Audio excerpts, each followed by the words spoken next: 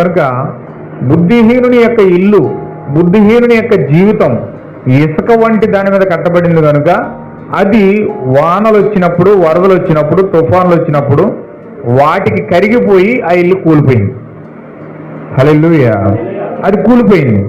ఇక్కడ యేసు ఈ మాటలు చెప్పి ముగించినప్పుడు జన సమూహములు ఆయన బోధకు ఆశ్చర్యపడతా ఉన్నారు. ఎందుకంటే ఆయన శాస్త్రులా బోధించట్లేదు. ఆయన ఎలా బోధిస్తున్నాడంటే అధికారము కలిగిన వాని వలె బోధిస్తున్నాడు. ఏ శాస్త్రులు అంటే ఒక నేర్చుకుని వచ్చి ఒక బైబిల్ పండితుల్లాగా శాస్త్రాలు వర్లించి వాళ్ళు చెప్తున్నారు, కానీ యేసుక్రీస్తు ఆ విధంగా మాట్లాడట్లేదని. ఆయన ఎలా మాట్లాడుతున్నాడు అంటే అధికారం కలిగిన వాని వలె మాట్లాడుతున్నాడు.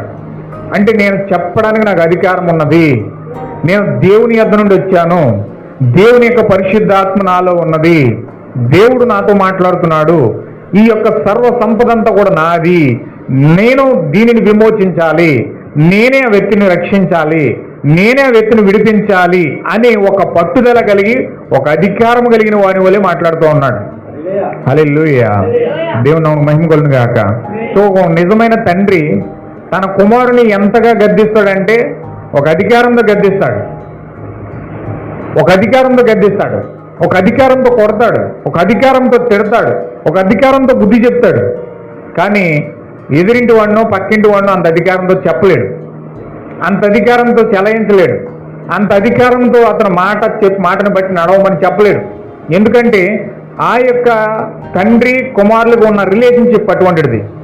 హల్లెలూయా, ఎందుకంటే అతను నా కుమారుడు, ఇతను నా కుమారుడు, నేను చెప్పిన మాట వినాలి, నేను చెప్పిన మాట ఖచ్చితంగా నెరవేర్చాలి, ఇతను అనుగుణంగా నడవాలి అని ఒక బాధ్యతాయుతంగా గద్దించి అతన్ని ట్రీట్ చేసే బాధ్యత తండ్రి కలిగి ఉన్నాడు. కాబట్టి అధికారముతో ఆ కుమారుని గద్దిస్తాడు.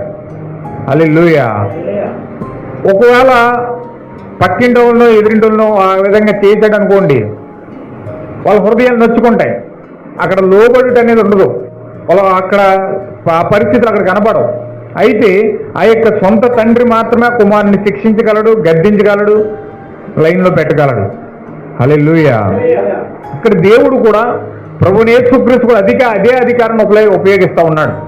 ఎందుకు పాపులను గద్దిస్తున్నాడంటే, పాపాన్ని గద్దిస్తున్నాడంటే, ఎందుకు ఆ యొక్క అందులో నుంచి బయటికి రమ్మని పిలుస్తున్నాడంటే, ఆయన ఎందుకు అంత గట్టిగా స్ట్రాంగ్గా బండ మీద కట్టబడిన ఇల్లు ఇలా ఉంటుంది, ఇసుక మీద కట్టబడిన ఇల్లు ఇలా ఉంటుంది, ఇసుక మీద కట్టుకున్నవాడు బుద్ధిహీనుడు, బండ మీద కట్టుకున్నవాడు బుద్ధిమంతుడు అని ఎందుకు దేవుడు మాట్లాడుతున్నాడంటే ఒక అధికారంతో మాట్లాడుతున్నాడు.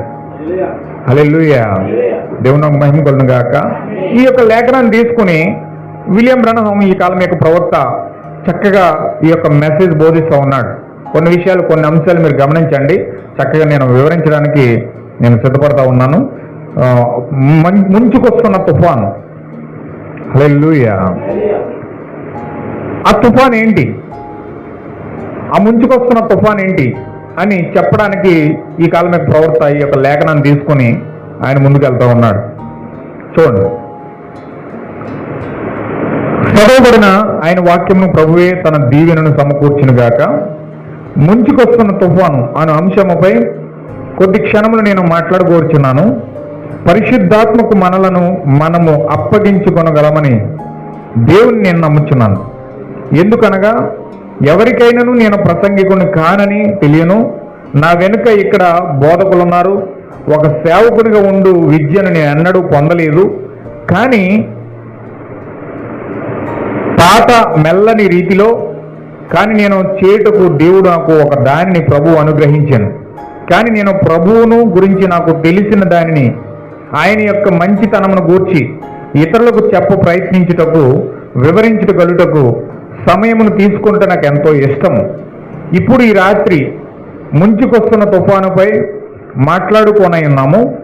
నా హృదయంలో దేన్ని కలిగి ఉన్నానో దానిని వ్యక్తపరచుటలో, మాటల్లో విఫలమైనచో దానిని పరిశుద్ధాత్మ బయలుపరిచినట్లుగా ప్రార్థించుచున్నాను. ఆమేన్.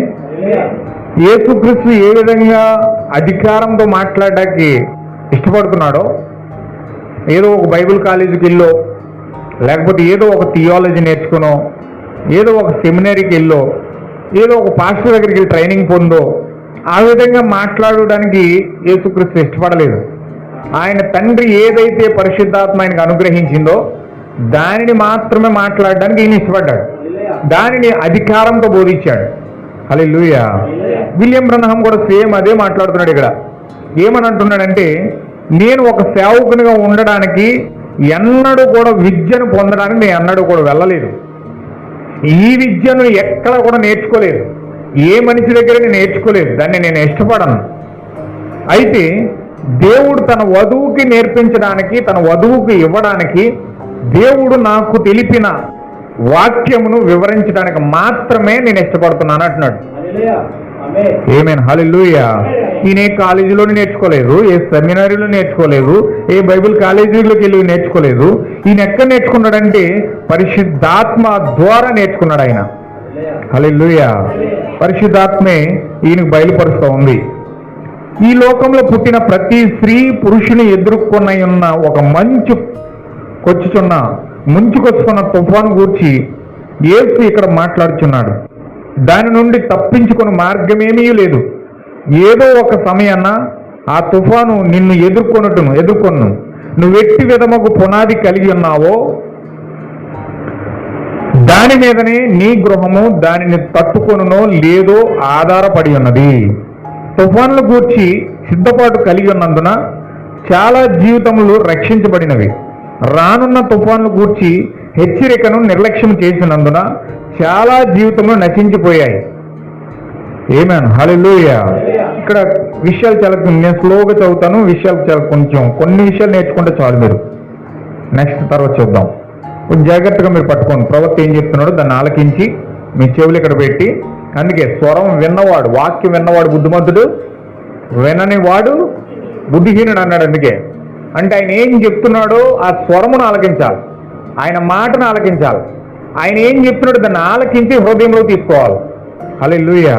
అప్పుడు మనం బుద్ధిమంతులం అవుతాం. హల్లెలూయా. ఈ కాలం యొక్క ప్రవక్త అన్నాడు, దేవుని యొక్క వధువు అంటే చాలా బుద్ధిమంతురాలట. హల్లెలూయా. ఆమె బుద్ధి లేని కన్యక కాదు, కానీ బుద్ధిగల కన్యక అంటే ఈమె బుద్ధిగల కన్యక కనుక వాక్యమును చాలా శ్రద్ధగా విని ఆ వాక్యమును ఆమె చేయడానికి, ఫాలో అవడానికి చాలా ఆసక్తి చూపిస్తారు. హల్లెలూయా. అందుకే బుద్ధిమంతుడు బుద్ధిహీనురాలు ఎందుకంటారంటే బైబిల్లో బుద్ధిగల కన్యకలు ఉన్నారు, బుద్ధి లేని కన్యకలు ఉన్నారు. బుద్ధి లేని కన్యకలేమో నిర్లక్ష్యం చేసి వాళ్ళు కోల్పోతారు. బుద్ధిగల కన్యకలేమో వారు ఆ శక్తిని బట్టి వాక్యాన్ని పొందుకుని వారి హృదయంలో పొందుకుంటారు. హల్లెలూయా. అందుకే దానికోసం ఇక్కడ యేసుక్రీస్తు మాట్లాడుతున్నాడు. దానికోసమే ఇక్కడ మాట్లాడుతున్నాడు. ఇప్పుడు జీవితంలో ప్రతి మనిషి ఒక తుఫాను ఎదుర్కోవాలి. జీవితంలో ప్రతి మనిషికి ముంచుకొస్తున్న తుఫాను వస్తుంది. ఏదో ఒక సమయంలో అతని జీవితాన్ని ముగించే కాలం వస్తుంది. అతని జీవితంలో ఆ తుఫాను ఎదుర్కోవాలి. ఖచ్చితంగా ముంచుకొస్తున్న తుఫాను ఏంటంటే అదే మరణమై ఉన్నది. హల్లెలూయా. ఇప్పుడు ప్రతి మనిషి దాన్ని ఎదుర్కోవాలి. అది ఏ సమయంలో ఎదుర్కోవాలో, ఏ టైంలో ఎదుర్కోవాలో, అది చిన్నప్పుడే ఎదుర్కోవాలా, నడి వయసులో ఎదుర్కోవాలా, ముసలితనంలో ఎదుర్కోవాలా, అది అతని జీవితం పైన ఆధారపడి ఉన్నది. హల్లెలూయా. దేవుని నామమునకు మహిమ కలుగును గాక. ఇప్పుడు తుఫాను గూర్చి సిద్ధపాటు కలిగి ఉన్న చాలా జీవితములు రక్షించబడ్డాయి. అంటే వారు మరణము గూర్చిని, ఆ తుఫాను గూర్చి ఒక ప్రత్యక్షత వాళ్ళు కలుగున్నారు కనుక వారి జీవితాలు సిద్ధపరచుకున్నారు. ఎవరైతే సిద్ధపరచుకున్నారో వారి జీవితాలు రక్షించబడ్డాయి. హల్లెలూయా. రానున్న తుఫాను గూర్చి హెచ్చరికను నిర్లక్ష్యం చేసినందున చాలా జీవితాలు కూడా నాశనం అయిపోయినాయి. హల్లెలూయా. కొంతకాలం క్రిందట జరిగిన ఒక వృత్తాంతము నాకు చెప్పబడింది. ఫ్లోరిడాలో ఒక వార్తాపత్రికలో నేను చదివానని నేను నమ్ముతున్నాను. ఫ్లోరిడా గుండా ఒక గొప్ప తుఫాన్లు చొచ్చుకొని పోయినాయి. సముద్రం నుండి తుఫాన్లు వచ్చి పట్టణమును తీసుకొని రాబడిన నీటితో నిండిపోయి సమస్తమును కొట్టుకుని పోయిను. పట్టణ గృహ సముదాయములు అట్టి తుఫాన్లు గమనించి హెచ్చరించుటకు వారి వాతావరణ పరిశోధకులు ఎల్లప్పుడూ కనిపెట్టి చూతురు. ఏదో ఒక పద్ధతిలో మూల వస్తువుల ద్వారాను వాతావరణము గాలిలోని మార్పులను గమనించి ఏ మార్గము గుండా, ఏ మార్గమున ఆ వాతావరణము రానున్నదో, రాశిగా చేరి ఉన్నదో గమనించేదారు. అంటే ఈ తుఫానును తీసుకొని వచ్చును. ఎందుకనగా వారు దాని స్వభావం అధ్యయనం చేసి ప్రత్యేక సాధనములు మొదలగు వాని ద్వారా సైన్స్ వారికి ఇచ్చిన వాని బట్టి చెప్పగలుగుతున్నారు.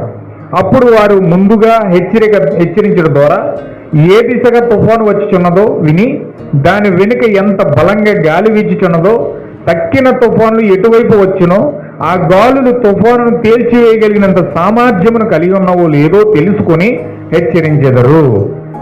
ఇప్పుడు వాతావరణ శాఖ ఉంది. వాతావరణ శాఖ ఏం చేస్తుందంటే సముద్రంలో ఎక్కడో ఒకడ వాయుగుండం పడుతుంది. వాయుగుండం అంటే ఒక భయంకరమైన గాలి వీచినప్పుడు ఈ యొక్క కెరటాలన్నీ ఏకమై ఒక సుడిగుండం కింద ఏర్పడతాయి. ఆ సుడిగుండం కింద గాలి యొక్క ప్రవాహానికి అదొక సుడిగుండం కింద ఏర్పడుతుంది. ఆ సుడిగుండం సముద్రంలో తిరుగుతా అది అమెరికా మీదకి వెళ్ళొచ్చు, రష్యా మీదకి వెళ్ళొచ్చు, ఇండియా మీదకి వెళ్ళొచ్చు, కెనడా మీదకి వెళ్ళొచ్చు, ఎటువైపు తిరిగి ఆ దేశం మీదకి వెళ్తూ ఉంటుంది. అది ఇప్పుడు సైన్స్ ఏం చేస్తారంటే కొన్ని రాడార్లు ఉపయోగిస్తారు.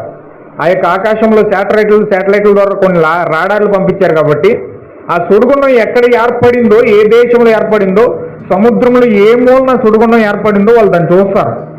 అదిగో అక్కడ సుడిగుండం ఏర్పడింది, అక్కడ వాయుగుండం ఏర్పడింది, అక్కడ పలానా దేశం మీద నుంచి వస్తూ ఉంది, ఇన్ని కిలోమీటర్ల గాలి వేగంతో వీచుకుంటూ వస్తూ ఉంది అని కొన్ని హెచ్చరికలు జారీ చేస్తారు. పలానా ప్రాంతం మీదకి ఇది తీరం దాటబోతా ఉంది, ఇది తీరం దాటేటప్పుడు భయంకరంగా 170-180 కిలోమీటర్ల వేగంతో గాలులు వీస్తాయి. అక్కడున్న ప్రజలందరూ ఎవరు కూడా సముద్రంలోకి వేటకెళ్ళొద్దు, ఎవరు కూడా సముద్రంలోకి వేటకెళ్లకుండా మీ ఇళ్లలోనే ఉండండి, జాగ్రత్తగా ఉండండి, గాలి వీచినప్పుడు చెట్లు ఇరిగిపోవచ్చు, లేకపోతే చాలా భయంకరంగా వాతావరణం ఉంటుంది అని వాతావరణ శాఖ ఎప్పుడప్పుడు హెచ్చరికలు జారీ చేస్తూ ఉంటుంది. హల్లెలూయా. ఎప్పుడైతే వాతావరణ శాఖ హెచ్చరికలు జారీ చేసినప్పుడు, ఆ భయంకరమైన గాలి వీస్తున్నప్పుడు ఎవరైతే ఆ గాలి ఆ యొక్క వాతావరణ శాఖ ఇచ్చే సూచనలు కానీ హెచ్చరికలు కానీ పట్టించుకోకుండా ఆ టైంలోనే వల తీసుకుని సముద్రంలో వేటకెళ్ళాడు అనుకోండి, ఏమవుతుంది? అతని హెచ్చరిక వినలేదు. చాలా గంభీరమైన స్వరాలతో ఎక్కడ పడితే అక్కడ హెచ్చరికలు జారీ చేస్తున్నారు. సముద్రంలోకి వెళ్ళొద్దు, వేటాడొద్దు, భయంకరమైన సుడిగుండం వస్తుంది, భయంకరమైన తుఫాను వస్తూ ఉంది, ఎవరో అందులోకి వెళ్ళకుండా వేటాడొద్దు, వేటాడితే చచ్చిపోతారని చెప్పి హెచ్చరికలు జారీ చేస్తున్నా వాళ్ళ హెచ్చరికలన్నీ పెడచెవని పెట్టి ఇతను సముద్రంలోకి వలటిని వెళ్ళాడు అనుకోండి, ఏమవుతుంది? ఒక పెద్ద కెరటం వస్తుందో లాక్కెళ్ళిపోతుంది. హల్లెలూయా. ఇప్పుడు అదే దేవుడు ప్రవక్త జీవితానికి అప్లై చేస్తూ ఉన్నాడు. ఇప్పుడు ఆ తుఫాను హెచ్చరికలు ఎలాగైతే సముద్రంలో తుఫాను వచ్చినప్పుడు వాతావరణ శాఖ హెచ్చరికలు జారీ చేస్తూ ఉంటుందో, అలాగే దేవుడు కూడా మరణం యొక్క గాలి తుఫానులు, రోగం యొక్క గాలి తుఫానులు, తెగుళ్ళ యొక్క గాలి తుఫానులు, రాజకీయం యొక్క గాలి తుఫానులు, మతం యొక్క గాలి తుఫానులు ఏ విధంగా వచ్చి మనిషిని ఆవరించి వారిని ఒక కొండ శీలవల చుట్టేసి మరణానికి గురి చేస్తూ ఉన్నాయో బైబిల్ దాన్ని హెచ్చరికలు జారీ చేస్తూ ఉంది. హల్లెలూయా. ఎవరైతే ఆ స్వరమును ఆలకించి వారి జీవితాలు సరి చేసుకుని వాళ్ళ జీవితాలు చక్కబెట్టుకుని వాళ్ళు ఎప్పుడైతే సిద్ధంగా ఉంటారో వారికి దేవుడు వారి ఆత్మలు రక్షిస్తాడు. హల్లెలూయా. ఎవరైతే నిర్లక్ష్యం చేసి వారి ఇష్టానుసారంగా హెచ్చరికలు పట్టించుకోకుండా సముద్రంలోకి వెళ్తే ఎలాగైతే అతను కెరటాల చేత కొట్టుకుపోయి చచ్చిపోతున్నాడో, ఆత్మీయంగా ఆత్మ సంబంధమైన హెచ్చరికలు జారీ అవుతున్నప్పుడు, దేవుని యొక్క సేవ కూడా హెచ్చరికలు జారీ చేస్తూ ఉన్నప్పుడు ఎవరైతే వాటిని పట్టించుకోకుండా ఇష్టానుసారంగా వారి జీవితాలను ముందుకు తీసుకెళ్లిపోయారో వారు కూడా ఆత్మీయంగా వారు కూడా చచ్చిపోతా ఉన్నారు. హల్లెలూయా. చాలా జాగ్రత్తగా మీరు కొన్ని విషయాలు ఇక్కడ గమనించాలి. ఒక అద్భుతమైన వర్తమానాన్ని ఈరోజు మనకి ఇవ్వబోతూ ఉన్నాడు దేవుడు. ప్రవక్త ద్వారా కొన్ని విషయాలు మాట్లాడబోతూ ఉన్నాడు. అసలు ఏంటి ఆ స్వరము, దేవుడు హెచ్చరిక ఏ విధంగా చేస్తూ ఉన్నాడు, అసలు ఏంటి ఆ ప్రమాదము, ఏంటి ఆ ముంచుకొస్తున్న తుఫాన్ అని మనం చూస్తే ఖచ్చితంగా కొన్ని విషయాలు ఇక్కడ మనకు అర్థమవుతూ ఉంటాయి. హల్లెలూయా. చూడండి, ఇక్కడ అద్భుతంగా ప్రవక్త మాట్లాడుతూ ఉన్నాడు. ఇప్పుడు ఆ గాలి తుఫాన్లు వచ్చినప్పుడు ఎటువైపు వస్తూ ఉందో, ఏ వైపుకు వస్తూ ఉందో వాళ్ళు అంచనా వేసి పలానా సముద్రం గుండా వస్తూ ఉంది, పలానా ప్రాంతం గుండా వస్తూ ఉంది, పలానా ప్రాంతంలో ఇది తీరం దాడుతుంది అని వాళ్ళు ఎప్పటికప్పుడు ఆ యొక్క సుడిగుండాన్ని చూస్తూ అంచనా వేస్తూ అది పలానా ఊర్లో ఉంది, పలానా ఊర్లో కేంద్రీకృతమై ఉంది, పలానా ఊరు దాటబోతా ఉంది, పలానా సమయంలో తీరం దాటేస్తా ఉంది అని ఎప్పటికప్పుడు హెచ్చరికలు జారీ చేస్తూ ఉంటారు. హల్లెలూయా. నేను అక్కడ ఆగి దానిపై ఒక గంట ప్రసంగించును. అయితే ముంచుకొచ్చుచున్నది ఒక గొప్ప తుఫాను. ఆ తుఫానును త్రిప్పికొట్టగలిగినది ఒక పెద్ద గాలి మాత్రమే. హల్లెలూయా. అంటే తుఫాను ఆపాలంటే ఒక భయంకరమైన ప్రచండమైన వేగంతో ఆ సుడిగుండం తిరుగుతూ ఉంటుంది. రైట్ సైడ్ తిరుగుతుంది అనుకోండి, చుట్టుకుంటా వస్తూ ఉంది. ఇప్పుడు ఆ చుట్టుకున్న యొక్క సుడిగుండాన్ని, ఆ తుఫానుని ఆపాలంటే దేవుడు ఏం చేయాలంటే దానికి ఎదురుగాలి ఇవ్వాలి. దాని ఎదురుగాలి వేస్తే ఆ తుఫాను ఆగుతుంది, ఆ సుడిగుండం ఆగిపోద్ది. అలాగా ఆ గాలి మాత్రమే ఆ సుడిగుండాన్ని ఆపగలదు. ఒకవేళ సుడిగుండం ఆ గాలి ఎదురుగా లేదనుకోండి అక్కడ ఆ తుఫాను ఆగదు. ఎక్కడో చోటకి అలా కొట్టుకుపోతానే ఉంటుంది. ఈ సుడిగుండం మాత్రం ఆగదు. సుడిగుండం ఆగాలంటే దేవుడు దానికి ఎదురుగాలి పంపుతాడట. బైబిల్లో ఉంటారు చూడండి. ఇజ్రాయేల్ ప్రజల్ని దేవుడు ఐగుప్తు దేశం నుంచి తీసుకొస్తా ఉన్నాడు. హల్లెలూయా. ఐగుప్తు దేశం నుంచి విడిపించుకొని తీసుకొస్తున్నాడు. ఎర్ర సముద్రం అడ్డొచ్చింది. వాళ్ళకి ఎర్ర సముద్రం ఎప్పుడైతే అడ్డొచ్చిందో దేవుడు అంటండి వాళ్ళందరూ కూడా కంగారైపోతున్నారు. మోషేను రకరకాలుగా నిందలు వేస్తూ ఉన్నారు. ఎందుకు ఇక్కడ మమ్మల్ని తీసుకొచ్చావు, మమ్మల్ని అక్కడే చంపేయచ్చు కదా, ఇక్కడ చంపడానికి తీసుకొచ్చావు అని చెప్పి కొంతమంది అతన్ని నిందలేస్తూ ఉన్నారు. కొంతమంది మోషేను ప్రార్థిస్తున్నారు. యెహోషువ కాలేబులు మాత్రం మోషే చేతులు పైకెత్తేశారు.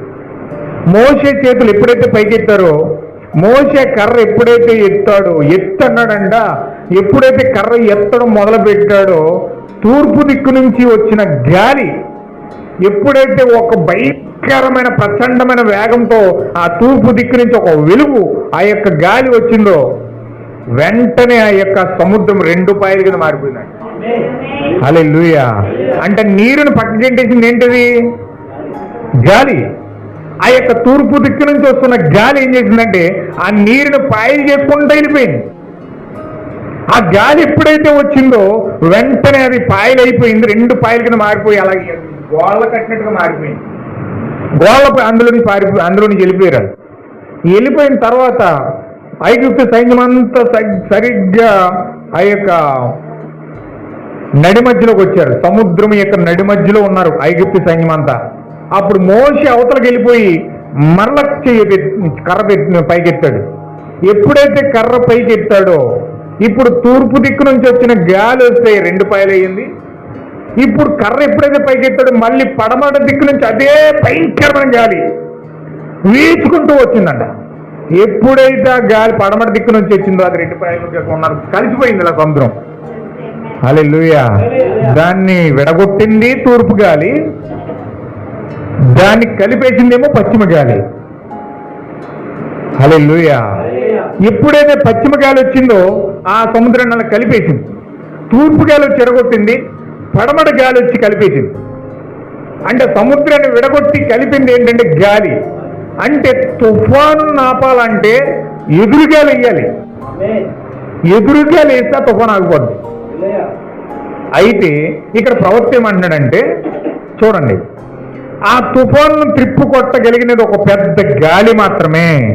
నేడును అలాగే ఉన్నది. మనకు ఒక పెద్ద తుఫాను రానై ఉన్నదని మనకు తెలుసు, మనందరికీ తెలుసు. ఆ తుఫానును త్రిప్పికొట్టగలిగిన గాలి నాకు తెలిసినది. ఆహా, ఆత్మీయంగా మాట్లాడుతున్నాడు ఈయన. ఇప్పుడు మరణాన్ని తిప్పుకొట్టగలిగిన గాలి నా దగ్గర ఉంది. ఇప్పుడు ఆ గాలి ఎప్పుడైతే నాలోకి వచ్చిందో ఇప్పుడు ఆ గాలి ద్వారా మరణం యొక్క తుఫానుని, ఆ ముంచుకొస్తున్న తుఫాన్ని, ఆ రోగాలను, ఆ యొక్క క్యాన్సర్ను, ఆ తెగుళ్ళను, భూమి మీద అల్లాడింప చేస్తున్న ప్రతి తెగులును కూడా, ఆ ముంచుకొస్తున్న తుఫానును ఆపగలిగిన గాలి ఇప్పుడు నా దగ్గర ఉంది. ఆమేన్, హల్లెలూయా.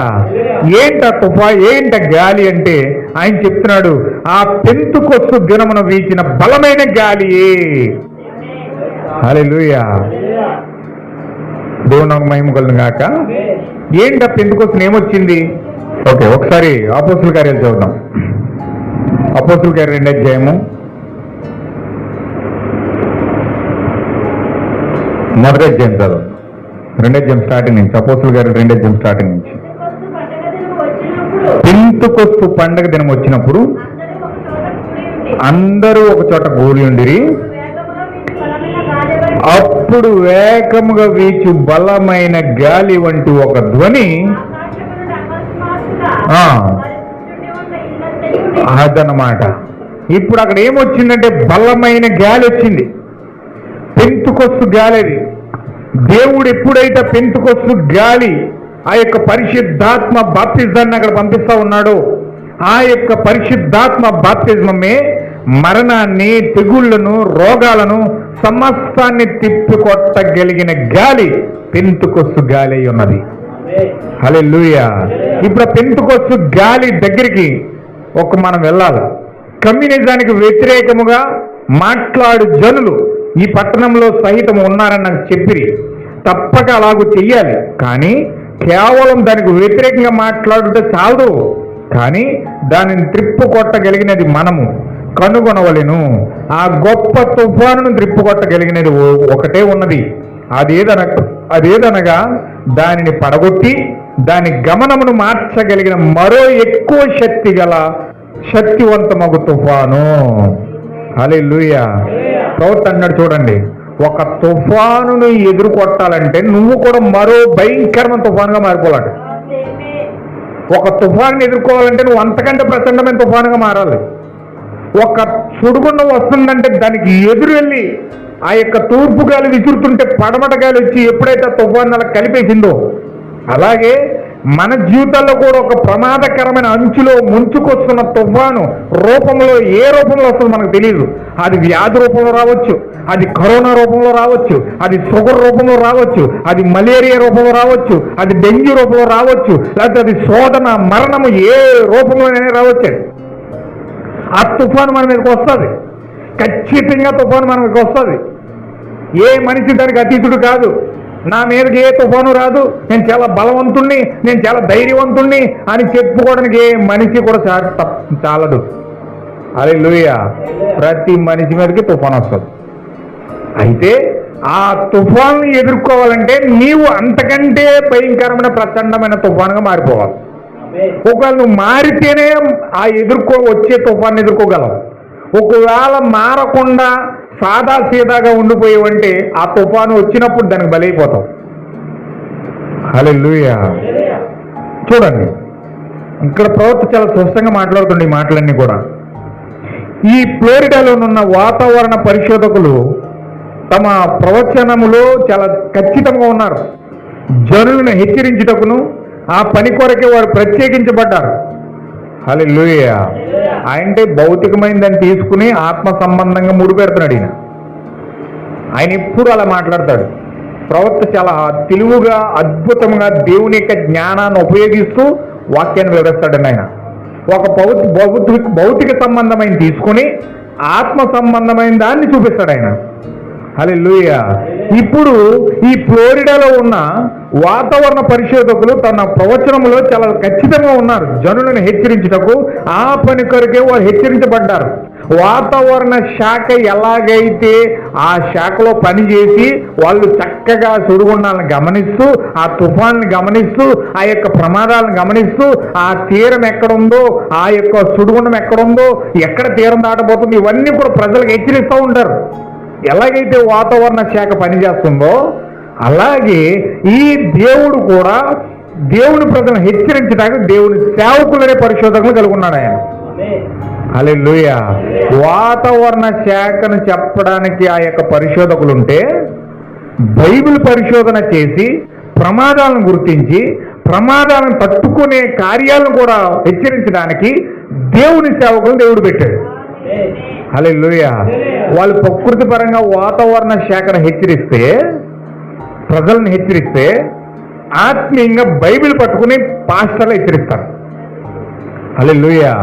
పాస్టర్లను ఎందుకు పెట్టాడు దేవుడు అంటే ప్రమాదాలను గుర్తించి ముందుగానే తెలియజేయడానికి, ప్రమాదాలను గుర్తించి రాబోయే ప్రమాదాలను క్రైస్తవులకు తెలియజేయడానికి దేవుడి సేవకులు పెట్టాడు. ఇప్పుడు వీళ్ళు ఏం చేస్తారంటే దేవుని యొక్క ప్రవక్తలు, దేవుని యొక్క అపోస్తులు, దేవుని యొక్క సేవకులు, దేవుని యొక్క పాస్టర్లు, దేవుని యొక్క సువార్థికులు వీళ్ళు ఏం చేస్తారంటే రాబోయే ప్రమాదాలను గుర్తించి, రాబోయే తుఫాను గుర్తించి, ఆత్మ సంబంధమైన తెగుళ్లను గుర్తించి, ఆత్మ సంబంధమైన యొక్క భయంకరమైన కార్యాలను గుర్తించి ముందుగానే వాటిని ప్రజలకు తెలియజేస్తారు. హల్లెలూయా. వారు వింటారా వినకపోతారో తర్వాత సంగతి. వాళ్ళ చెవుల్లో పెడితే వింటే ప్రమాదాలు తప్పించుకుంటారు, వినకపోతే వాళ్ళ ఇష్టం. వింటే తప్పించుకుంటారు, వినకపోతే చచ్చిపోతారు. వాతావరణ శాఖ ప్రతి ఇంటికి వచ్చి అమ్మ మీరు విన్నారా, లేదా మీరు తప్పించుకున్నారా, లేదా ప్రళయం వస్తుంది, ఫలానా తుఫాన్ వస్తుందని ఇంటింటికి వెళ్ళి చెప్పరాళ్ళు. వాళ్ళు ఇవ్వాల్సిన సూచనలు ఇచ్చేస్తారు, ఎవరికి ఇవ్వాలి వాళ్ళకి ఇచ్చేస్తారు. ఎప్పుడైతే మీడియాకి ఇచ్చారో మీడియా మొత్తం పబ్లిసిటీ చేసేస్తారు. అదిగో అక్కడ తుఫాన్ వచ్చేస్తుంది, ఇక్కడ తుఫాన్ వచ్చేస్తుంది, అదిగో అక్కడ తీరం దాటేస్తుంది, ఎన్ని కిలోమీటర్ల గాలితో వేగంతో వచ్చేస్తుందని వాళ్ళు చెప్పాల్సింది మీడియాకి ఇస్తారు, మీడియా ప్రపంచానికి తెలియజేస్తారు. హల్లెలూయా. అలాగే దేవుని సేవకులు కూడా కూటలు పెడతారు. ఆదివారం కూటలు నడిపిస్తారు, శుక్రవారం నడిపిస్తారు, శనివారం నడిపిస్తారు, సోమవారం నడిపిస్తారు, చెప్పవలసిన కార్యాలు చెప్పేస్తారు. హల్లెలూయా. విన్నారా వినకపోతారా, సిద్ధపడతారా సిద్ధపడకపోరా అన్న సంగతి ప్రజల విజ్ఞతకు దేవుడు వదిలేస్తాడు. హల్లెలూయా. దేవుని యొక్క పద్ధతి చెప్పడం వరకు డ్యూటీ. అవ్వా ఇదిగో మంచి చెడు తెలివితేటనిచ్చే వృక్షఫలాన్ని ఇక్కడ పెట్టాను, జీవవృక్ష ఫలాన్ని ఇక్కడ పెట్టాను. ఇదిగో నువ్వు జీవవృక్ష ఫలాన్ని తింటే నిరంతరం బ్రతుకుతావు, మంచి చెడలు తెలివినిచ్చే వృక్షం తింటే నిశ్చయంగా చచ్చిపోతావు. అప్పుడు అంతవరకు దేవుడి పని చెప్పడం వరకు.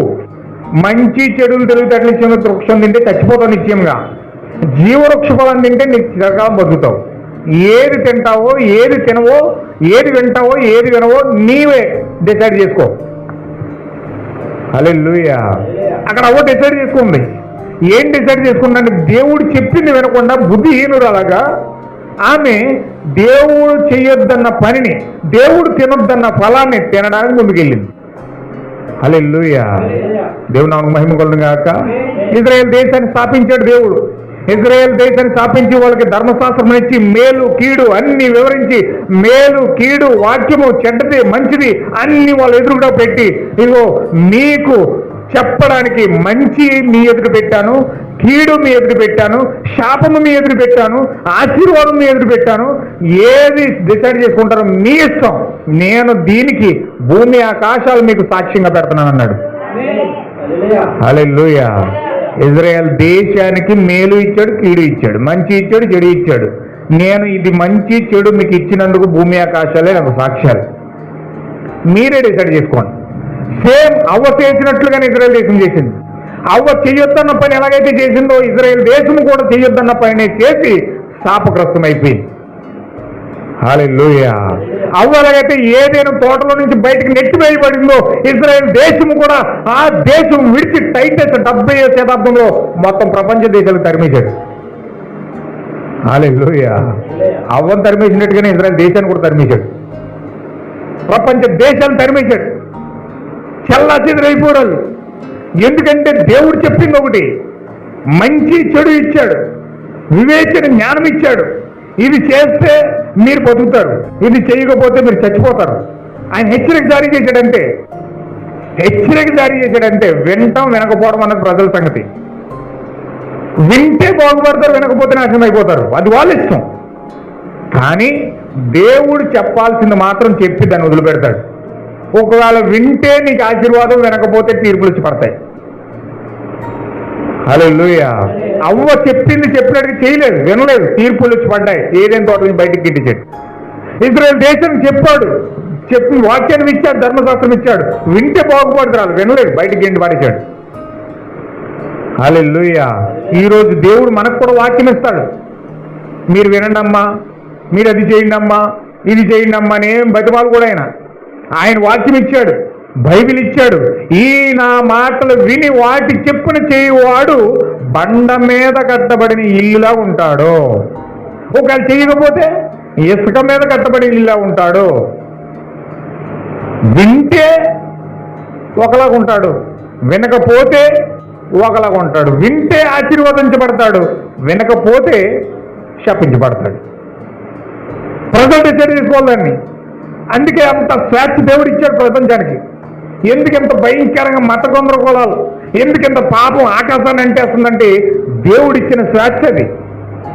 దేవుడు మనిషికి స్వేచ్ఛ ఇచ్చాడు. వింటే బాగుపడతావు, వినకపోతే చెడిపోతావు, నీ ఇష్టం, నీ ఇష్టం ఏం చేసుకుంటా చేసుకో. దేవుడు స్వేచ్ఛ ఇచ్చేసాడు మనిషికి. ఆ స్వేచ్ఛ జీవితం ఏమైందంటే మొత్తం పాపం ఆకాశాన్ని అంటేసింది. హల్లెలూయా. దేవుడు నాకు మహిమ కొలను గాక. చూడండి, ఇక్కడ ప్రవక్త మాట్లాడే మాటలు ఎంత అద్భుతంగా మాట్లాడుతూ ఉన్నాడో ఇది చాలా జాగ్రత్తగా మీరు గమనించాలి. ఈ ఫ్లోరిడాలో వాతావరణ శాఖ పరిశోధకులు తమ ప్రవచనములో చాలా ఖచ్చితంగా ఉన్నారు. ఎందుకంటే వాళ్ళు చూశారు, వాళ్ళ కెమెరాలో చూస్తున్నారు, వాళ్ళ శాటిలైట్లో చూస్తున్నారు, వారి యొక్క ఆ యొక్క రాడార్లో చూస్తూ ఉన్నారు. ఎక్కడ వాతావరణంలో మార్పులు వస్తూ ఉన్నాయో, ఏ మూలన సుడిగుండాలు వస్తూ ఉన్నాయో, ఏ మూలన తుఫాను చెలరేగిపోతా ఉందో వాళ్ళు స్పష్టంగా కెమెరాలలో దాని మీద ఆంచి మరీ చూస్తున్నారు. ఇది ఏ విధంగా తిరుగుతుంది, దీనికి ఏమో మంతా తుఫాన్ అని పేరు పెడుతున్నారు, ఎందుకంటే అది ముంచేస్తుంది కాబట్టి. దీనికి ఏమో దిక్కా తుఫాన్ అని పెడుతున్నారు, ఇదేమో హుద్రూత్ అని పెడుతున్నారు. అంటే వాళ్ళు ఆ యొక్క జాగ్రత్తగా దాన్ని పరిశీలించి అదేంటో చెప్తున్నారు. హల్లెలూయా. పాస్టర్లు కూడా నీ ఆత్మను జాగ్రత్తగా పరిశీలించి నీలో ఏ దెయ్యం యొక్క ఆత్మ పనిచేస్తుందో చాలా జాగ్రత్తగా చెప్తారు. హల్లెలూయా. నీలో ఏ దెయ్యం పనిచేస్తుందో, వ్యభిచార ఆత్మ పనిచేస్తుందా, దొంగతనం ఆత్మ పనిచేస్తుందా, లేకపోతే అబద్ధములాడే ఆత్మ పనిచేస్తుందా, లేకపోతే కోపంతో కూడిన ఆత్మ పనిచేస్తుందా, లేకపోతే ఏది లాలన చేయ ఆత్మతో మీరు ప్రేరేపించబడతా ఉన్నారా? జాగ్రత్తగా చూసి ఆ ఆత్మకు పేరు పెట్టి, ఆ దెయ్యానికి పేరు పెట్టి బయటికి రమ్మని పిలుస్తారు. హల్లెలూయా. ఒకరోజు అండి శిష్యులండి యేసుక్రీస్తు దగ్గరికి శిష్యుల దగ్గరికి తీసుకొచ్చారు కొంతమంది పిల్లల్ని. ఒకరిని తీసుకొచ్చారు. ఆడు ఏం చేస్తున్నాడు, అత్తమ్మవాడు నీళ్ళు కనపడితే నీటిలో దూకేస్తున్నాడు, అగ్ని కనపడితే అగ్నిలో దూకేస్తున్నాడు. వాడి కాడి కోసేసుకుంటున్నాడు. వాడు కూడా రకరకాలుగా నోటంట నొగర పడిపోతుంది, సొంగ చేసుకుంటున్నాడు. చాలా భయంకరంగా ఉన్నాడు. మొత్తం వాడు కూడా బట్టలు చింపేసుకుంటున్నాడు. చాలా భయంకరంగా ఉంది వాడి పరిస్థితి, చాలా భయంకరంగా ఉంది. వీళ్ళు ఏం చేశారంటే, ఆ యొక్క వ్యక్తులు ఏం చేశారంటే, యేసుక్రీస్తు స్వస్థతలు పడుతున్నాడంట, ఆయన దగ్గరికి వెళ్దామని చెప్పి వెళ్ళారు. ఆ టైంలో యేసుక్రీస్తు వాళ్ళకి అందుబాటులో లేడు. ఆయన ఒలివ కొండ మీదకి వెళ్ళి ప్రార్థన చేసుకుంటున్నాడు నైట్ టైం. ఎవరికి అందుబాటులో ఉన్న శిష్యులు అందుబాటులో ఉన్నారు. అప్పుడు శిష్యులు అందుబాటులో ఉంటే అందరూ కూడా ఆ ఎత్తుని శిష్యుల దగ్గర తీసుకొచ్చారు. వీళ్ళు యేసుక్రీస్తు నామమున దెయ్యమా పో, యేసుక్రీస్తు నామమున దెయ్యమా పో అంటున్నారు, కానీ పొద్దున్నే సాయంత్రం దాకా ఏమీ వెళ్తలేదు. హల్లెలూయా. ఎందుకంటే తుఫాను గుర్తించే రాడార్ వీళ్ళ దగ్గర లేదు. ఆ తుఫాను గుర్తించే రాడార్ వీళ్ళ దగ్గర లేదు. ఆ తుఫాను గుర్తించాలంటే రాడార్ ఉండాలి, శాటిలైట్ ఉండాలి. శాటిలైట్ లేకుండా తుఫాను ఎక్కడుందో మనకు తెలియదు, ఏ మూల నుంచి వస్తుందో తెలియదు. వాళ్ళకి ఆ శాటిలైట్ లేదు. హల్లెలూయా. తుఫాను గుర్తించే శాటిలైట్ ఏంటంటే ఒక రైతుడు పరిశుద్ధాత్మ ఉన్నది. పరిశుద్ధాత్మ లేకపోతే దెయ్యం ఏంటో తెలియదు. ఆ దెయ్యం ఏ విధంగా పనిచేస్తుందో తెలియదు. ఆ దెయ్యం ఏ విధంగా అతను కుమ్మరిస్తుందో తెలియదు. ఆ దెయ్యం ఏ విధంగా అతను నాశనం చేస్తుందో తెలియదు. ఒక క్రైస్తవుడికి ఉన్న శాటిలైట్ ఏంటంటే పరిశుద్ధాత్మ ఉన్నది. హల్లెలూయా. ఇప్పుడు ఈ యొక్క శిష్యుల దగ్గర శాటిలైట్ లేదు. ఆ యేసుక్రీస్తు దగ్గర వచ్చి అల్లారి ప్రార్థన అయిపోయిన తర్వాత మళ్ళీ యేసుక్రీస్తు శిష్యుల దగ్గరకు వచ్చాడు. ఆ శిష్యులందరూ చాలా గొప్ప పోరాటం చేస్తున్నారు, మధ్యలో ఎట్టుకుని అదేం వెళ్తలేదు. అప్పుడు వీళ్ళందరూ కంగారయ్యి యేసుక్రీస్తు వస్తుంటే ఎదురు తీసుకెళ్ళిపోయారు. ఇదిగో ప్రభువా, నీ శిష్యుల దగ్గర తీసుకొచ్చాము, నీ దగ్గర ఉన్న అభిషేకం నీ శిష్యుల దగ్గర ఉందనుకున్నాము, నీ శిష్యుల దగ్గర తీసుకొచ్చి వాళ్ళు ఎంత పోరాటం చేసినా వెళ్తలేదు, వాళ్ళు పొద్దు రాత్రి నుంచి కష్టపడుతున్నారు, ఏమీ అవ్వట్లేదు అని చెప్పి వాళ్ళు తీసుకొచ్చారు.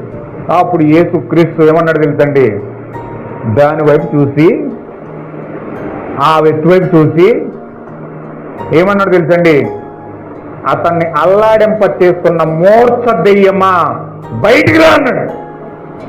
హల్లెలూయా. మూర్ఛ దెయ్యమా అన్నాడు. మూర్ఛ దెయ్యం అంటే, మూర్ఛ వ్యాధి అంటే ఏంటండి? ఫిట్స్ అంటారు కదా, ఫిట్స్ అంటారు. అది మూర్ఛ వ్యాధి అనమాట. అప్పటి వరకు మూర్ఛ వ్యాధి అన్న సంగతి ఎలా కూడా తెలియదు. ఎందుకంటే రాడార్ లేదు. రాడార్ ఉంటే గుర్తిస్తారు అది మూర్ఛ వ్యాధి అని. మూర్ఛ దెయ్యము అతనిలో ఉందని. ఇప్పుడు మూర్ఛ దెయ్యమా బయటికి రా అన్నాడు. అంతే ఆ వ్యక్తిని విలవిలవిలవిల ఆడించి ఆ దెయ్యం బయటకు వచ్చేది. అలాగే వెళ్ళిపోయింది గబ్బిలాగా. గబ్బిలాగా ఎప్పుడైతే బయటికి వెళ్ళిపోయిందో ఈ వ్యక్తి అన్నాడు. ఇప్పుడు అప్పుడు యేసుక్రీస్తు ప్రార్థన చేసి పైకి లేపాడు. వాళ్ళకి అప్పచెప్పాడు.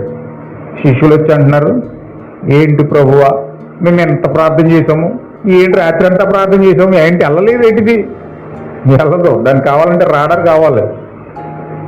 హల్లెలూయా. రాడర్ ఉంటేనే, పరిశుద్ధాత్మ ఉంటేనే ఆ దెయ్యాన్ని అధికారంతో గద్దించగలిగిన శక్తి వస్తుంది. హల్లెలూయా. నిజమైన సేవకులు, రాడారు కలిగిన సేవకులు, పరిశుద్ధాత్మ కలిగిన సేవకులు ఆ దెయ్యాన్ని గుర్తిస్తారు. ఆ దెయ్యం ఏ విధంగా పనిచేస్తుందో గుర్తిస్తారు. ఆ దెయ్యం ఏ విధంగా ముందుకెళ్తుందో గుర్తిస్తారు. ఖచ్చితంగా దెయ్యాన్ని పట్టుకొని దాన్ని బయటికి గెంటి వేసే అధికారాన్ని కూడా కలిగి ఉన్నారు. ఆమేన్. హల్లెలూయా. ఈ యొక్క వాతావరణ శాఖ యొక్క అధికారులు ఎలాగైతే వాతావరణాన్ని చూసి దానికి పేర్లు పెడుతున్నారో, నిజమైన సేవకులు కూడా అలాగే పేర్లు పెడతారు. హల్లెలూయా. దేవుని నాకు మహిమ కలుగును గాక. చూడండి, ఇప్పుడు అది మర్చిపోయాను కానీ ఒక తుఫాను గూర్చి కొన్ని సంవత్సరాల క్రితం ఒక వార్తాపత్రికలో చదివాను అనుకుంటాను. ఫ్లోరిడా గుండా మధ్య ఫ్లోరిడా మార్గంలో వెళ్తుండగా, నా దగ్గర టైం అవుతుంది, నేను సాయంత్రం కంటిన్యూ చేస్తాను. నేను ఇంకొక 10 నిమిషాలు ఉంది కాబట్టి నేను ఇంటికి వెళ్తాను. జాగ్రత్తగా మీరు వినండి. మధ్య ఫ్లోరిడా మార్గంలో వెళ్తుండగా ఒక చోబి చుట్టూనున్న ప్రాంతములన్నిటిలోనున్న వారిని హెచ్చరించారు. ఈ తుఫాన్లు గూర్చి అన్ని వేళ రేడియో సంబంధమును నిలిపించుకుని ఒక పొరుగువాడై ఉన్నాడు. దాన్ని నేను సుమారు 5 వారాల క్రితమే విడిచిపెట్టాను. అతడు ఒక గుర్తింపబడిన క్రైస్తవుడు. ఆ మార్గం ద్వారా ఆ గొప్ప తుఫాను చెట్లను విరిచివేయచ్చు వచ్చునని అతడు విన్నాడు. అందరూ సురక్షితమైన స్థలాలకు చేరిపోవాలని హెచ్చరించాడు. కోళ్ల క్షేత్రం కలిగి ఉన్న తన పొరుగు అని గూర్చి అతడు ఆలోచించాడు. చూడండి, ఒక వ్యక్తి ఉన్నాడండి. అతను ఒక క్రైస్తవుడు, గుర్తించబడిన క్రైస్తవుడు అనమాట. అతను ఒక రేడియో దాంట్లో సంబంధం కలిగి, వాతావరణ శాఖతో సంబంధం కలిగి ఇతను ఉన్నాడు. కాబట్టి వాతావరణంలో మార్పులు వస్తున్నాయని ఇతను తెలిసింది. ఒక భయంకరమైన పెను తుఫాను రాబోతుందని ఇతనికి అర్థమైంది. ఆ మార్గం ద్వారా గొప్ప తుఫానును, చెట్లను విరిచివేసే అంత గాలి, చెట్లు విరిచిపోవాలని మొన్న వచ్చి చూడండి అర్ధరాత్రి ఒక తుఫాను ఏదో తుఫాను వచ్చింది కదండి. మంతా తుఫానేనా? మంతా తుఫాను. మొత్తం రోడ్లన్నీ చెట్లన్నీ ఇరిగిపోయినాయి. ఎక్కడ పడితే అక్కడ మొత్తం పెద్ద పెద్ద చెట్లు పడిపోయినాయి. అంత భయంకరమైన ప్రచండమైన గాలి ఎత్తిన కానీ అంత చెట్లు అంత ఎరగవు. భూమితో సహా లేపుకుని చెట్లు పడిపోయినాయి పక్క ఇప్పుడు ఇంకా తీయలేదు ఈ చెరువు, ఈ కాలువ పక్కన. అలాగే ఇతను తెలుసుకున్నాడు, అలాగే ఒక తుఫాను రాబోతుంది, ప్రజలను నాశనం చేసే ఒక తుఫాను రాబోతుంది అంటే ఇతను విన్నాడు. అందరూ సురక్షితమైన స్థలాలకు చేరిపోవాలని హెచ్చరించాడు. అయితే కోళ్ల క్షేత్రం కలిగి ఉన్న తన పొరుగు అని గురించి అతడు ఆలోచించాడు. కొన్ని తేలికపాటి భవనాలు, అందులో కోళ్లు, వాటిని పొదిగే గృహాలు, అవి గుడ్లు పెట్టే స్థలాలు మొదలగునవి అక్కడ ఉన్నవి. జీవితంలో వారికి కలిగినదంతయు ఈ కోళ్లతోనే ముడిపెట్టబడి ఉన్నది. అది వారి జీవనము. అతడు బహు త్వరగా ఆ గేటు యొద్దకు దూసుకుని పోయి తన కారును ఆపి బయటకు దూకి ఉద్వేగంతో అతనితో ఇలాగూ చెప్పసాగాడు, నీ కోళ్ళన్నిటినీ బయటకు తీసేయి, వాటిని తుఫాను వచ్చుటకు భద్రపరిచి గదిలో నుంచు, మరి నా యొద్దకు నువ్వు బహు త్వరగా రమ్ము, సమస్తము ధ్వంసం చేయి, తుఫాను గాలి వంటి ఒక తుఫాను రాబోతుంది అని ఈ యొక్క వ్యక్తి, ఆ కోళ్ల క్షేత్రము నడిపిస్తున్న వ్యక్తికి చెప్పాడు. హల్లెలూయా. ఆ యొక్క కోళ్ల క్షేత్రం ఎలా ఉన్నదని తేలికపాటి భవనం అంటది. యేసుక్రీస్తు చెప్పినట్టుగా అది ఎలాంటిది అంటే ఇసుక మీద కట్టబడిన ఇల్లు వంటిది అనమాట. అది చాలా తేలికపాటి ఇల్లు అనమాట. ఆ కోళ్ళన్నీ అందులో పెంచుతున్నాడు అతను. ఇప్పుడు పొదిగే గృహాలు ఉన్నాయి, పెడతారు కదా కోళ్ళని పొదగడానికి, గుడ్లు పెట్టి ఆ కోళ్ళని అణుగు పెడతారు కదా, అలాంటి గృహాలు ఉన్నాయి. అలాగే గుడ్లు పెట్టే స్థలాలు ఉన్నాయి. ఇవన్నీ కూడా వాళ్ళ జీవితాల్లో వాళ్ళ జీవితం అంతా కూడా కోళ్ళతోనే ముడిపెట్టుబడి ఉంది. అంటే వాళ్ళ ఆధారం అంతా కూడా ఆ కోళ్ళ మీదే బతుకుతున్నారు. కోళ్ళు అమ్ముకోవడం, వీళ్ళు జీవనోపాధి చేసుకోవడం జరుగుతుంది. అది వారి జీవనం.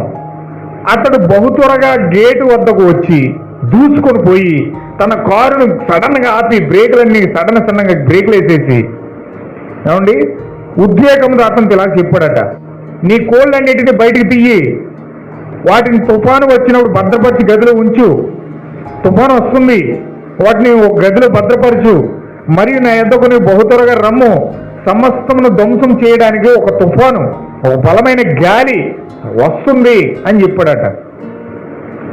ఇప్పుడు ఆ వ్యక్తి నిలబడి ఇతని ముఖములో చూసి నవ్వుతూ ఇట్లా అన్నాడంట, వెర్రివాడా, వారు ఇంతకుముందు ఈ విధంగా ప్రవచనాలు చెప్పుడు విన్నాను, కానీ అది అన్నట్టు జరగలేదు. అయితే ఆ క్రైస్తవుడు పొరుగువాడు బహుగా కలత చెంది, ఒకవేళ అలా జరిగితే ఏమవుతుంది? అతను వాతావరణ శాఖ అధికారి. అతను వాతావరణ శాఖ తుఫాను రాబోతం విన్నాడు, భయంకరమైన తుఫాను వస్తాం విన్నాడు, భయంకరంగా గాలిలో వస్తాం విన్నాడు. తన స్నేహితుడు గుర్తొచ్చి వెంట పరిగెత్తుకెళ్ళి స్నేహితుడు చెప్తున్నాడు, గోల్డ్ అనేది బయటికి తీవో, భద్రపరిచి గదిలో ఉంచు, నువ్వు రా త్వరగా కారుకు, నేను సురక్షితమైన ప్లేస్లో తీసుకెళ్తానంటే ఈ వ్యక్తి అన్నాడంటే మొక్కలో చూసి నవ్వుతూ, వేర్రి కూడా ఇలాంటి మాటలు చాలా విన్నాను నేను. చాలా మంది చెప్పారు ఇలాగా, ఒక్క తుఫాను కూడా రాలేదు, అలా జరగదు అన్నాడంట. అప్పుడు ఈ క్రైస్తవ పొరుగువాడు అన్నాడంటే బహుగా కలత చెంది, ఇదిగో విద్యార్థి ఇలా మాట్లాడుతున్నాడు, ఇతను ఇంత భయంకరమైన తుఫాను రావడానికి సిద్ధంగా ఉంటే ఇతను ఎలా మాట్లాడుతున్నాడు ఏంటి? హృదయంలో కలత చెంది ఒకవేళ అలా జరిగితే ఏమవుతుంది అన్నాడట, ప్రశ్నించాడంట. మార్గంలో అలాంటి మాటలు మనం విందాం, ఇలా జరుగునని చెప్పుట విన్నాను, ఇది జరుగునని చెప్పుట ఎరుగుదుము, కానీ ఈ దినములలో ఏదో ఒక రోజున అది సంభవించును. ప్రతి హెచ్చరికను విని జాగ్రత్త పడుటకు అది మనకు బుద్ధి కలుగు చేయుచున్నది. హల్లెలూయా. ఇప్పుడు దీన్ని నేను ఆత్మీయంగా ప్రవక్త చెప్పిన దాన్ని అన్వయించడానికి ఇష్టపడుతున్నాను. హల్లెలూయా. ఇప్పుడు ప్రకటన మలాకి గ్రంథం 4 అధ్యాయం చదువుదాం. మలాకి గ్రంథం 4 అధ్యాయం చదువుదాం.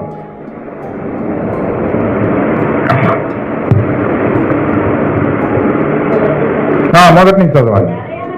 ఏలయనగా నియమించబడిన దినము వచ్చుచున్నది, కొలిమి కాలునట్లది కాలును, గర్విష్ఠులందరూ దుర్మార్గులందరూ కొయ్య కాలువలే ఉందురు, వారిలో ఒకనికి వేరైనను చిగురైనను లేకుండా రాబో దినం అందరినీ కాల్చివేయనని సైన్యముల అధిపతి యెహోవా సెలవిస్తున్నాడు అనే దర్శనాన్ని ఈ ఆత్మీయ వాతావరణ శాఖ అధికారి ప్రవక్త అయిన విలియం మేరన్ బ్రనహం విన్నాడు. హల్లెలూయా. ఆయన విన్నాడు, ప్రపంచము పంచభూతములు మిక్కుటమైన వేండ్రంతో కాలి బూడిదైపోతాయి. హల్లెలూయా. పంచభూతాలు అంటే ఏంటి? ఆకాశం, నీరు, నిప్పు, భూమి, గాలి.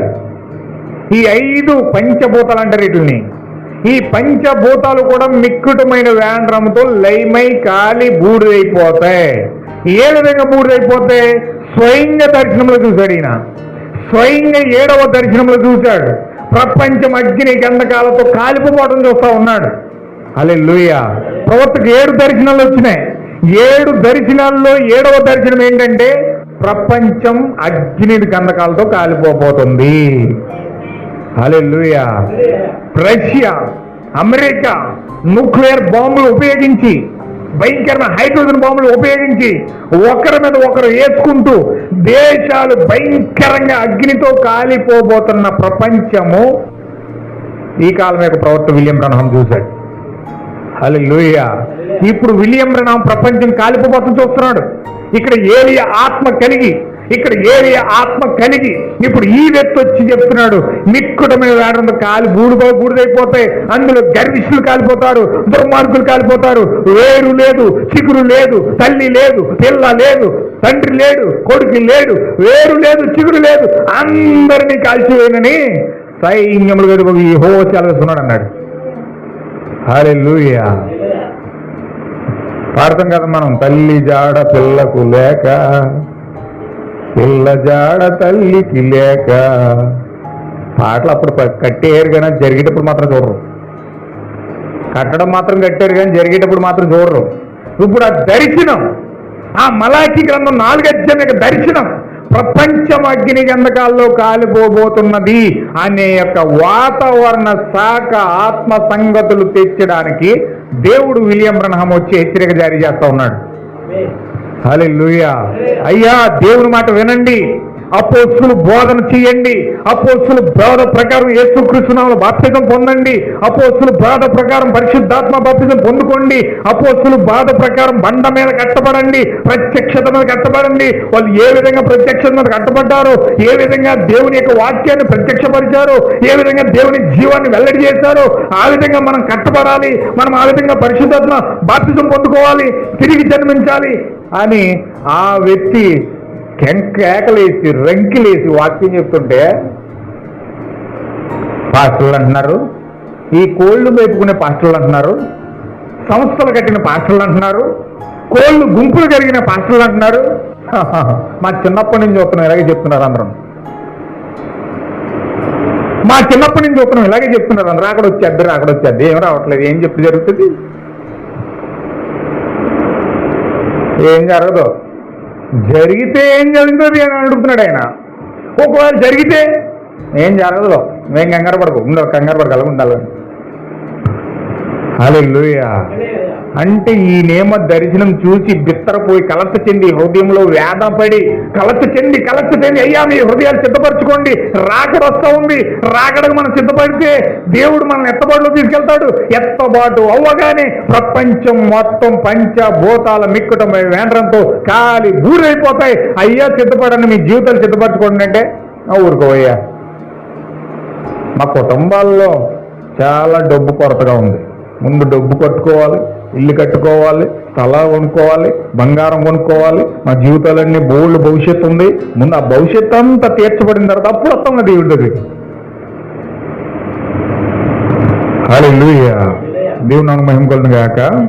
ఇప్పుడు ఈ కోళ్ళు మేపుకునేవాడు ఏం చెప్తున్నాడంటే, చూడండి ఆ వ్యక్తి నిలబడి ఇతను ముఖంలో చూసి నవ్వుతూ ఇట్లా అన్నాడంట, వెర్రివాడా. ఏమన్నాడండి? ఏంటిది నిజం చెప్పినోడు భయంకరంగా ప్రపంచం ఏ విధంగా నాశనం అయిపోతుందో చూసి చెప్పినోడు దేవుని యొక్క దర్శనాన్ని పట్టుకుని వచ్చి ప్రజలకు వివరించడానికి ప్రమాదం నుంచి తప్పించుకోండి, భయంకరమైన ప్రమాదం రాబోతుంది, ముంచుకొస్తున్న తుఫాను వస్తూ ఉంది, దానిలో మనం తప్పించుకోవాలి, అందులో మనం తప్పించబడి దేవుని యొద్దకు వచ్చి సిద్ధపరచబడి మన జీవితాలు ప్రభు యొద్దకు సమర్పించుకొని మనం ఎత్తబాటులోకి వెళ్ళాలని మనం ఆయన చెప్తుంటే ఈడన్నాడు కోళ్ళు మేపుకునేవాడు. ఎందుకంటే కోళ్ళే ఆధారం. ఆ కోళ్ళు బాగా దశంభాగాలు ఇస్తున్నాయి, ఆ కోళ్ళు బాగా గుడ్లు ఎడుతున్నాయి, బాగా ఉన్నిస్తుంది, బాగా మేపుతున్నాయి, దాని మీద ఆధారపడ్డారు. ఈ కోళ్ళ మీద ఆధారపడ్డారు వీళ్ళు. కోళ్ళే బతుకు, కోళ్ళే భవిష్యత్తు అన్నట్టుగా వాళ్ళు ముందుకెళ్ళిపోతున్నారు అబద్ధాలు చెప్పుకుంటూ. కానీ ఆ కోళ్ళు నువ్వు దాంట్లో పెట్టి నువ్వు రావయ్యా విడిపించబడంటే రివాడా. ఇలాంటి మాటలు నేను చాలా విన్నాను,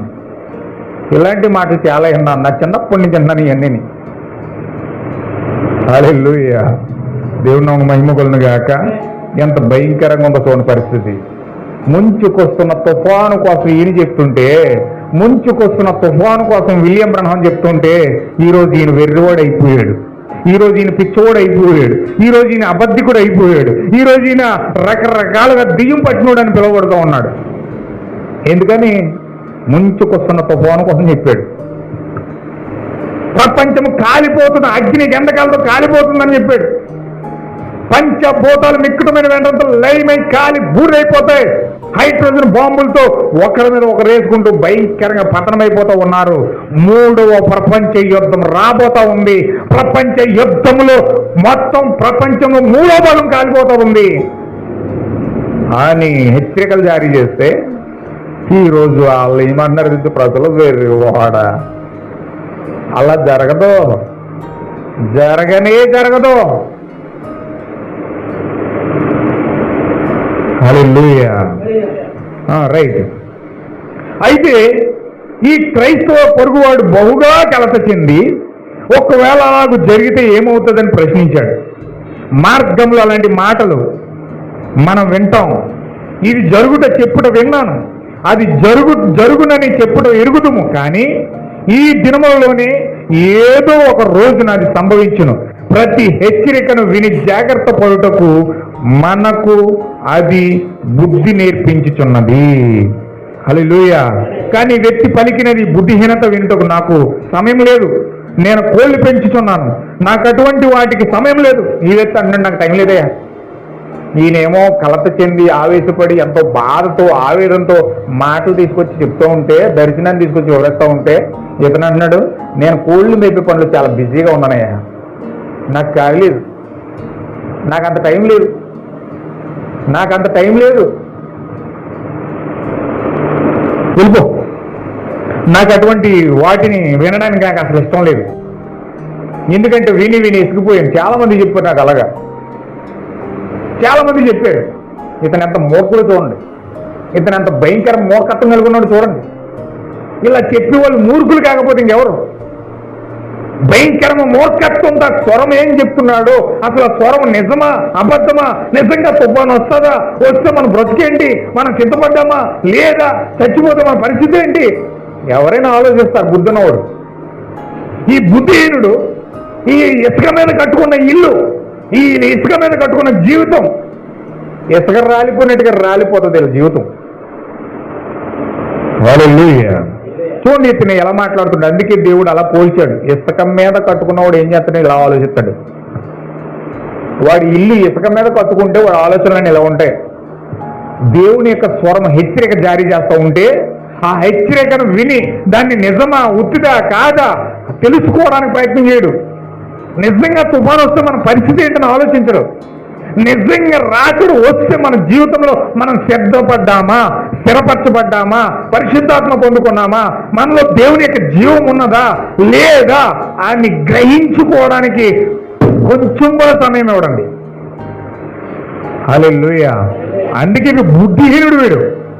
బుద్ధిహీనుడు కనుకనే కనీసం దేవుని యొక్క రాకడ మీద కానీ, దేవుని యొక్క ఆశయాల మీద కానీ, పరిశుద్ధాత్మ బాప్తిజం మీద కానీ, కొత్త జన్మ మీద కానీ, పరలోక సంగతుల విషయం మీద కానీ ఏ మాత్రము కూడా ఇతనికి శ్రద్ధనేనే లేదు.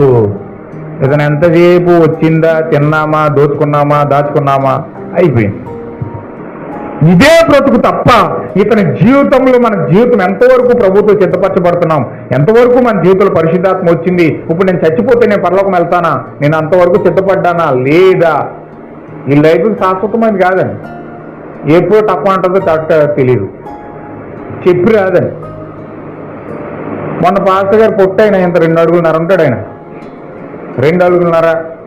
అతను ఇంకా బ్రతకాలనుకుంటున్నాడు. బహుశా అతను ప్రసంగం చేస్తూనే హార్ట్ అటాక్ వచ్చేసింది, అక్కడే చచ్చిపోయాడు. హల్లెలూయా. దేవుని నాకు మహిమ కలుగును గాక. మరణం ఏ సమయంలో ఎవరిని తడుతుందో తెలియదండి. ఏ టైంలో శాశ్వతమైన జీవితం ఇది జీవితం కాదు. ఇప్పుడు ఈ జీవితం శాశ్వతమైనది కాదు. కాబట్టి ఒక వ్యక్తి ఖచ్చితంగా స్థిరపరచబడి ఆ యొక్క జీవితాన్ని సిద్ధపరచుకోవాలి. ఎప్పుడు దేవుడు పిలిచినా నేను రెడీ అన్నట్టు ఉండాలి. ఈ భూమి మీదే శాశ్వతం అన్నట్లుగా కట్టుకుంటే కోటలు, ఈ భూమి మీదే శాశ్వతం అన్నట్లుగా మన జీవితాలు కట్టుకుంటే, ఈ భూమి మీదే శాశ్వతం అన్నట్లుగా మన జీవితాన్ని ముందుకు తీసుకెళ్ళిపోతే తర్వాత మన జీవితాలు ఏమైపోతాయో కూడా తెలియదు. హల్లెలూయా. అందుకే దేవుడు బుద్ధిమంతుణ్ణి బుద్ధిహీనుణ్ణి అక్కడ పెట్టి, బుద్ధిమంతుడేమో బండ మీద కట్టుకుంటున్నాడు, బుద్ధిహీనుడేమో ఇసుక మీద కొట్టుకుంటున్నాడు. ఇసుక అంటే బుద్ధిమంతుడి బండ అంటే ఒకే ఆలోచన, ఒక రాయి ఒక బండ అంటే ఒకే ఆలోచన. అంటే దేవుని యొక్క ఆలోచన పైనే ఆయన పట్టుకుంటాడు, దేవుని యొక్క వాక్యం పైన అతను పట్టుకుంటాడు. ఇసుక అంటే ఈ గుప్పుడు పట్టుకుంటే అన్ని ఎన్ని లక్షల మరుగులు ఉంటాయో తెలీదు, అన్ని పిచ్చ పిచ్చ ఆలోచనలు ఉంటాయి. ఎన్ని లక్షల మరుగులు ఉంటాయో అన్ని పిచ్చ పిచ్చ ఆలోచనలు ఉంటాయి.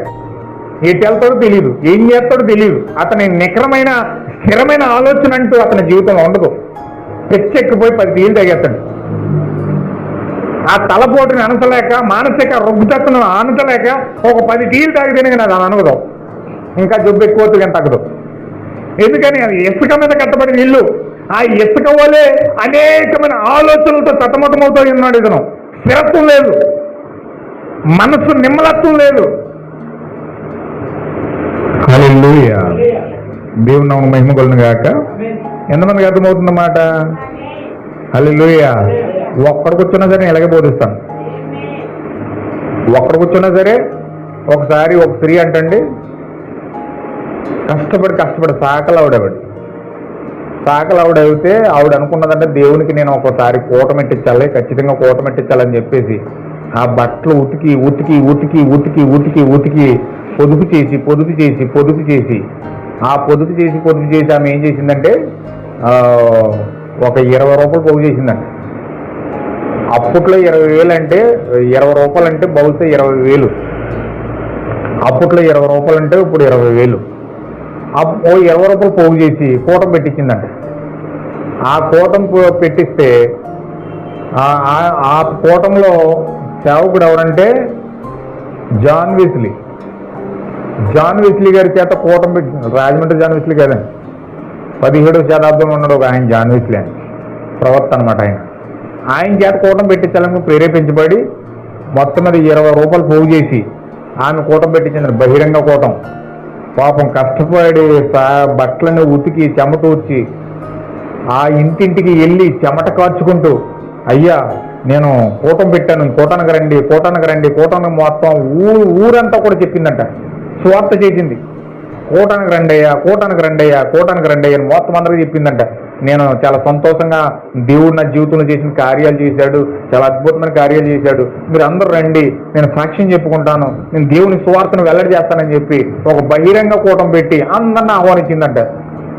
మొత్తం ఆ చుట్టుపక్కల గ్రామాలు, ఆ పక్కింటి గ్రామాలు, ఆ ముందు గ్రామాలు, అన్ని గ్రామాలకి ఆమె కాలినడకనే తిరిగి మొత్తం అందరికి చెప్పిందంట.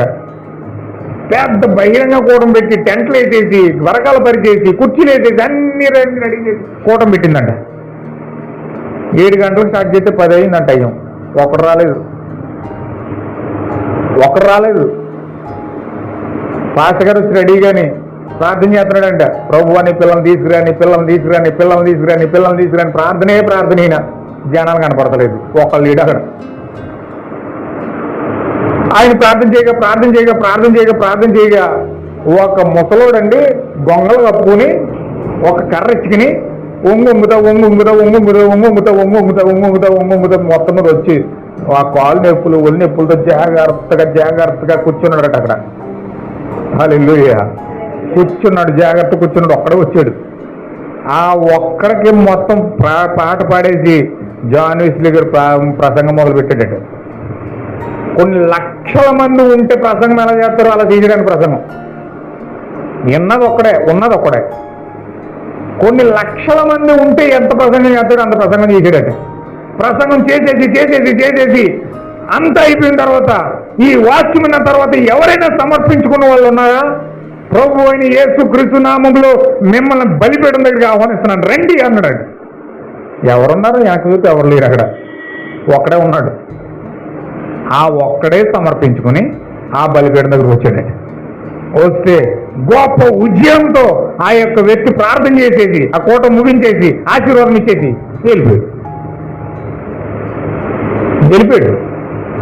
వెళ్ళిపోయిన 6 రోజులకి ఆ సేవకుడు ఏ సేవకుడైతే ప్రార్థన చేశాడో ఆ ప్రార్థన చేసిన వ్యక్తి మీదకి పరిశుద్ధాత్మ దిగి వచ్చిందట.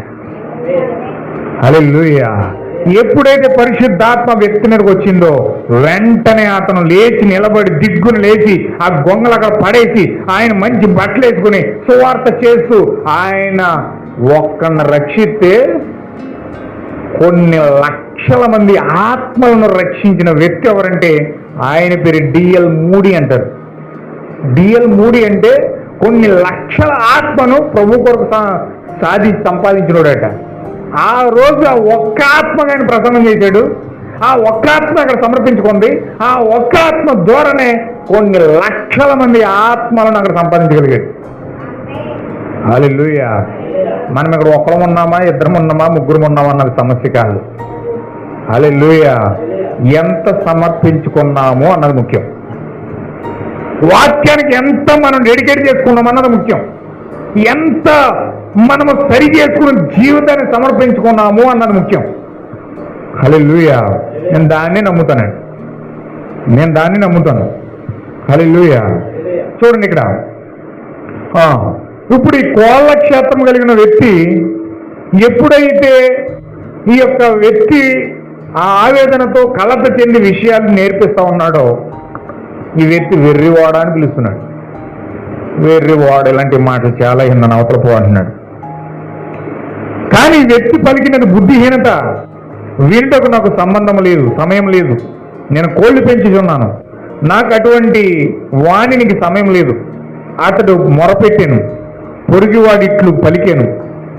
దేవుని నామంలో ఆ కోళ్లను విడిచిపెట్టి ఆయన ఇంకా ప్రవచించడం మొదలుపెట్టాడు.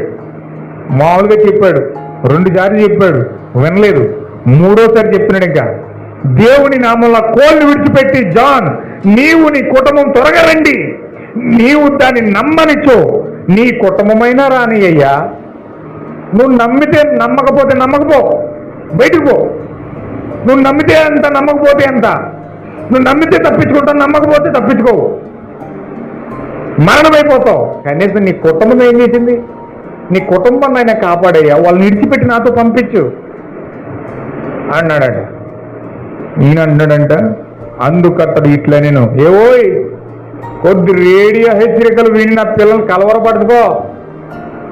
ఎక్కడో ఏ విషయాలు విని ఎవరి దగ్గర నేర్చుకుని ఎవరో విలియం బ్రహ్మ అంట ఏ చెప్పాడంట ఆ మాటలన్నీ పట్టుకొచ్చి నాకేం చెప్పొద్దయ్యి, నన్ను కలవర పెట్టద్దు. ఒకసారి ఒక చోట మెసేజ్ చెప్పాను. ఆ మెసేజ్ అయిపోయిన తర్వాత నెక్స్ట్ రోజు పాస్టర్ వచ్చేసాడు.